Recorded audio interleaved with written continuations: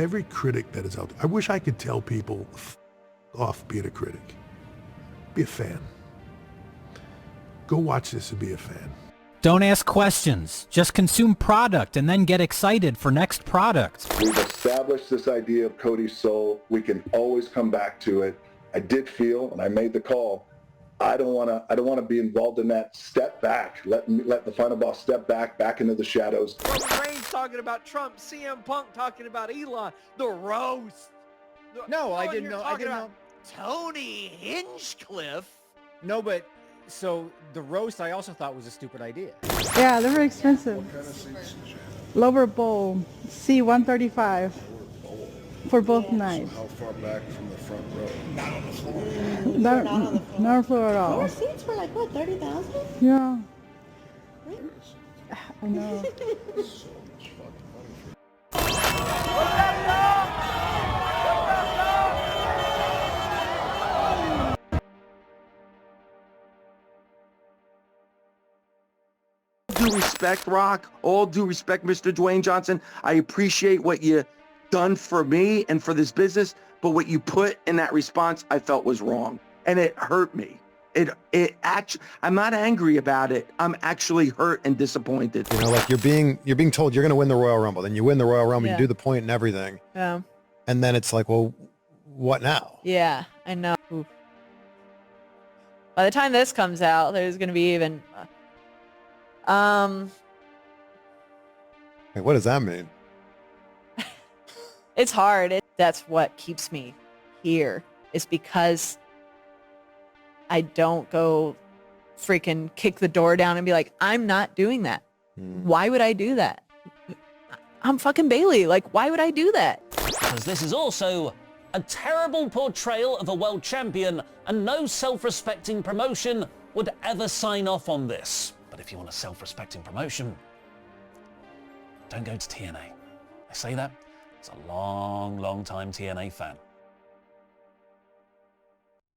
What's going on, pro wrestling fans and sports entertainment fans? Welcome back to the Rant and Review Pro Wrestling.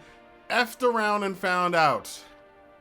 The pro wrestling and sports entertainment community, the fan base, the IWC, whatever you want to call them, some of us have been saying for a while, F around and find out with all of this stuff, promoting and championing and hoping for WWE to have everything and to rule everything and to take over everything. And over the last 3 years, since they've been hot, they've been on that streak of doing so.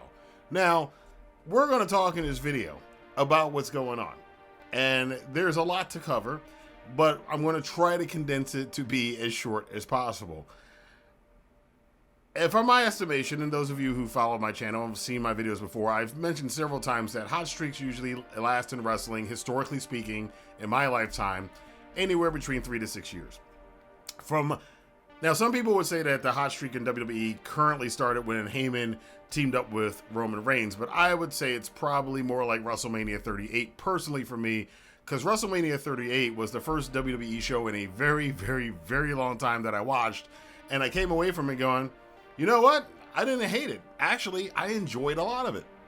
And since then, for the last 3 years, they've been on a pretty good hot streak. The Bloodline storyline has been amazing. Cody Rhodes' return and his push as the main character on the show has been good. Even CM Punk's return and the controversy that it caused with Drew McIntyre and Seth Rollins has been played off well. A lot of good things have gone on with the company. They've been setting records and having tens of thousands of fans at shows. It looks like it's made more money than it ever has before. Here's the problem with that, though. We are now 3 years into it, and almost on the nose, 3 years in, WrestleMania 41, the week of, we start seeing the first signs of things going downhill a little bit. Now, WWE can recover from a lot of the bad stuff, but there may be some things that they can't recover from. Booking problems, I think they can recover from. But some of the corporate problems, which has always been a problem with WWE, and some people are acting like this is a new thing, they're just bigger than they used to be before. I watched a video from somebody who's kind of lame, put it that way, and doing a whole video about how, you know, this is all on TKO and TKO is doing this and that. TKO is doing the same stuff that WWE was doing before. WWE, if you don't forget, there was the, what was it, the Halloween match with The Miz, who was promoting something. They had a whole match that was centered around a video game or something. So the whole thing with the War Raiders and the New Day doing a sponsored match at WrestleMania 41 this year, it's, you know, again, like sucking on a greasy coin, because that match was simply there to promote a video game. But again, it's not like we haven't seen this before. They've been doing this for years. They were doing this when Vince was there. Now, people are also complaining about all the promotions on the mats. Well, that one I think is a little bit silly. I think that's a WWE sweaty thing. People who the only thing they know in the world is WWE and they don't know anything else. Every other entertainment and sports franchise, especially in the sports franchise world, has a look at the UFC. New Japan Pro Wrestling's had it forever. All kinds of wrestling organizations and fighting organizations and combat sports organizations have the mat with advertisements on it. It's been around for longer than most of us have been alive. So that's nothing new as well.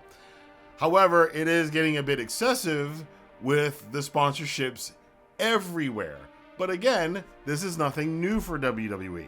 It's something us pro wrestling fans have talked about. One of the reasons we don't like WWE so much is they were always doing this. Constant advertisement, constantly pushing stuff into your face. The last time I went to a WWE Monday Night Raw, which was somewhere around 8 years ago, I remember going to that show and commenting on the fact that the whole vibe of going to a live wrestling show, which I've been going to live wrestling shows since the late 80s, it was totally different. It wasn't fun anymore. You're just sitting there, you're watching a screen in between 4 or 5 minute matches, and you got a screen that's constantly pumping advertisements at you over and over and over and over again. There's LED screens around the ring that are pumping advertisements to you. They're on the ring apron. They're on the ring post. They're on the entrance ramps. They're around the LEDs band around the arenas. It's all over the place. You watch the shows, a lot of these PLEs, pay-per-views, whatever you want to call them, you got to sit through like 5 minutes of advertising between the matches. So this, again, nothing new, but since TKO took over, it's not any different than what it was before. It's just magnified now because they're under the TKO banner and they've just cranked it up to 11. So these problems have always existed, and I think they're just noticeable now because the fans now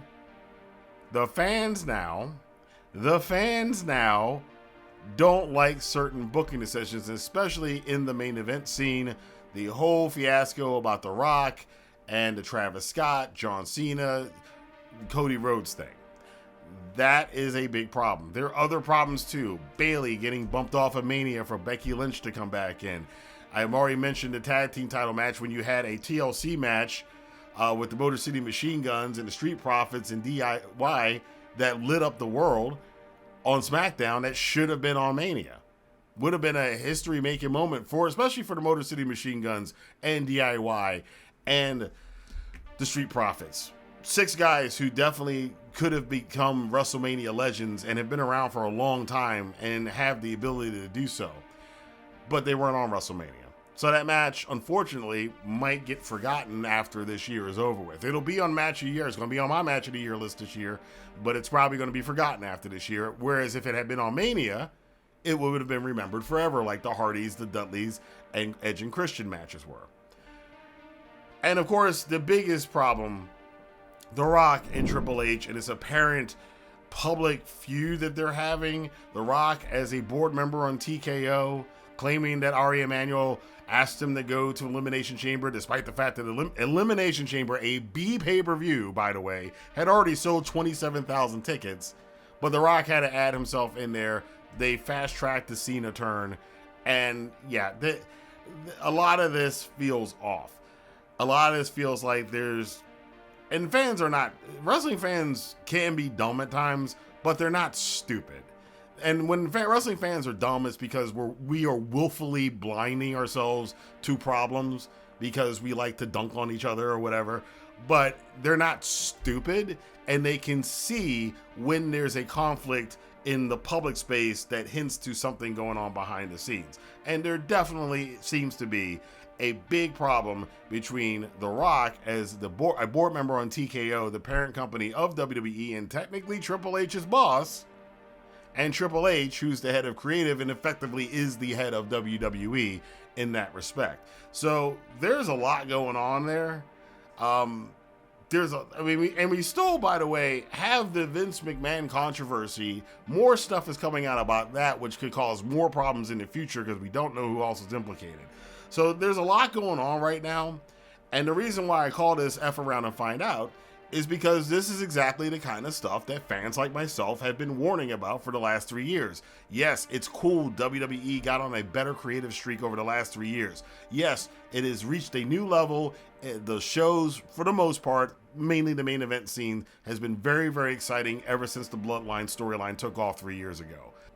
It wasn't recently that Triple H had a press conference where he showed that they were intending to take NXT and take over, pun intended, all of these regional territories around the world now, the way they took over regional territories in the States 40 years ago. And what that led to was kind of shitty. And now they're doing it. They've bought AAA. Now, AAA, there's a lot about to be said about that. The symbolism behind it is bad, but then again, AAA wasn't doing great business anyway. But that now is a problem for CMLL, which is I think they are the oldest wrestling company in the world, is now going to be going head-to-head against WWE in their own backyard. Kind of not a good thing. Japan might be the last bastion because there are things in Japan, for those of you who don't know, and somebody reminded me about this recently, that Japan has a kind of a rule against selling local Japanese companies to foreigners. They're very, very sensitive about that. So the chances of WWE buying Pro Wrestling Noah, or even worse, New Japan, it's possible, but there's a lot of hoops they would have to jump through in order to do that, especially with the Japanese government. So I'm not so sure that that's going to happen ever. It's still a possibility, so I'm not going to say it's not going to happen, because it definitely could. But then we look over to UK, who had a thriving scene then they sold themselves out. And where is the UK scene now compared to where it was 5, 6, 7 years ago, when people over here were buying Progress pay-per-views? We were all into Mustache Mountain and all the guys coming out of the UK and the European scene. Not so much anymore, are we? Not so much anymore. So that is why I said F around and find out. Now you guys are seeing it. Now you're seeing, whereas 2 months ago, the word on social media in the wrestling space was WWE could do no wrong and AEW is terrible and they only have 2,000 people at Dynamites and they should shut it down. And it's only a couple years before they're out of business, blah, blah, blah, blah. And now we've completely shifted over to AEW is actually doing good. They've been doing good for a while, actually. It's just that people weren't supporting them. But now fans are coming back. The Dynamite from this week, actually, for the first time in a while since I've checked it out, and they may have done it before, but noticeably this week's Dynamite, there was a significant increase in crowd attendance at the arena they were in. I believe it was in Virginia, compared to the last time they were there. Usually those numbers have been less over the last 2 years. This week, they actually had more fans attending this Dynamite than they had the previous Dynamite in the same arena. So there does seem to also be more of an excitement for AEW, and there's a lot of criticism for WWE. And then we get to this weekend with another batch of releases. A lot of Backstage people were released.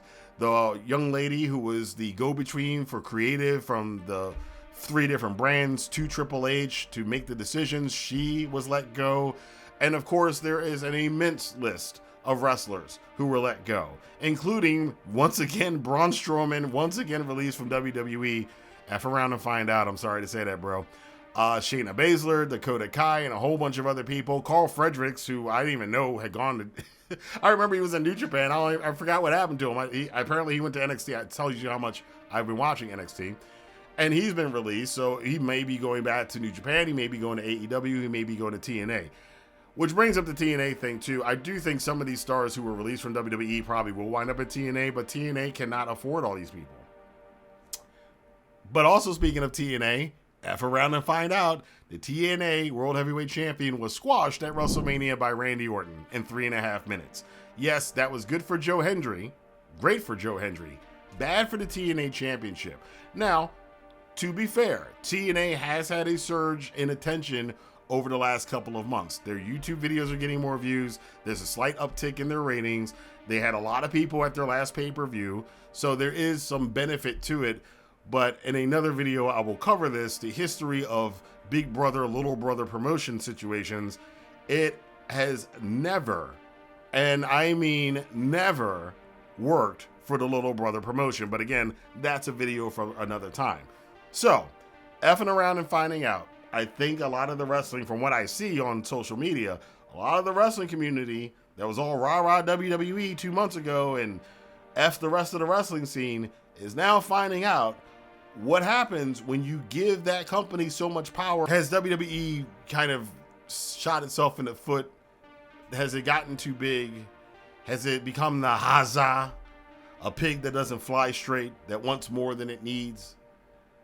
The problem with WWE is not the content. The content's decent.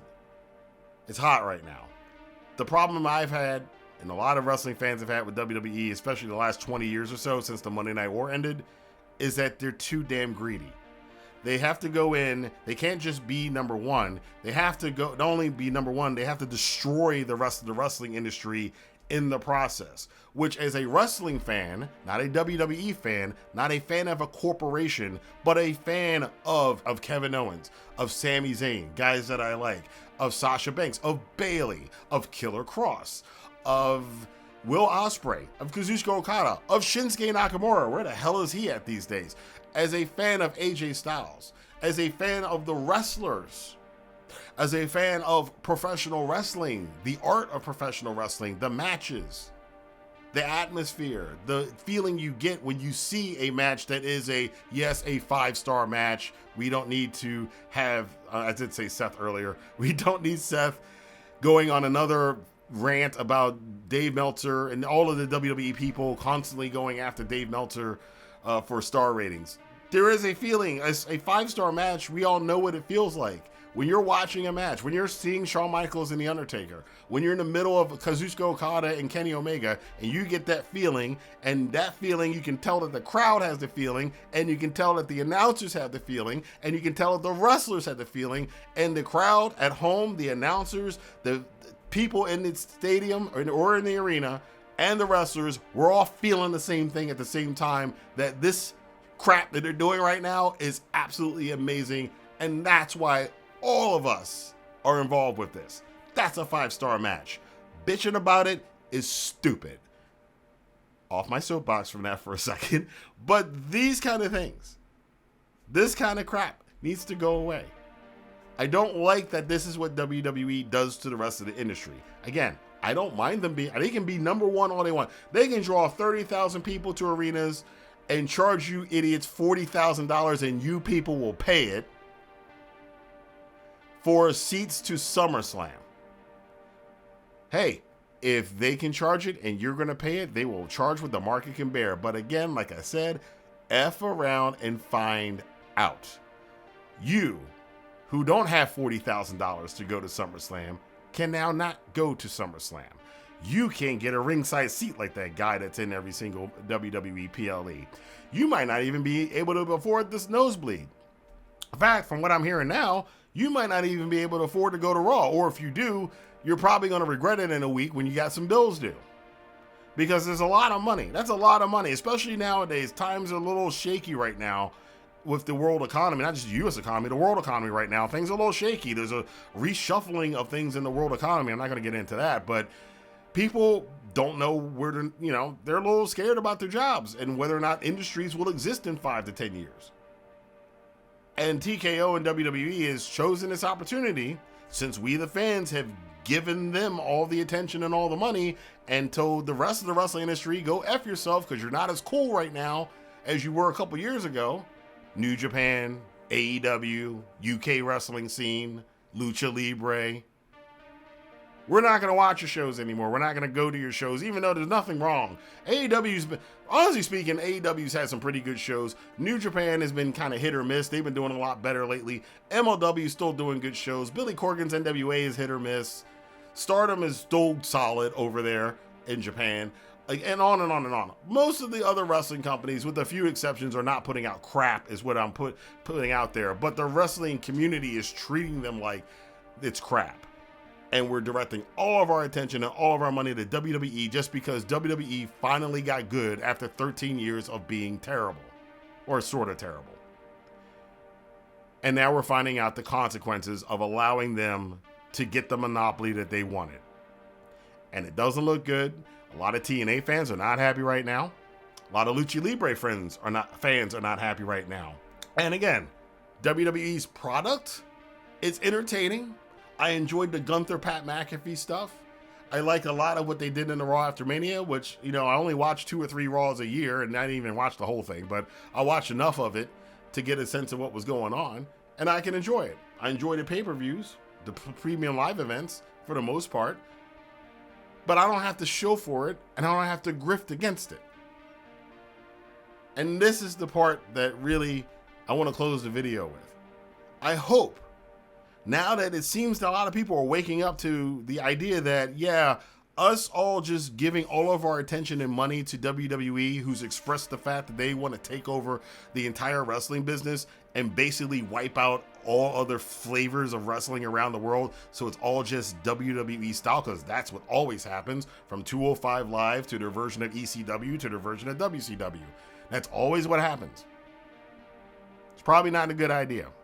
Maybe we can just enjoy wrestling finally for wrestling, and maybe this can stop. Then again, maybe it won't. Maybe we'll continue to F around and find out in 5 years from now, there is no New Japan or AEW or MLW or CMLL.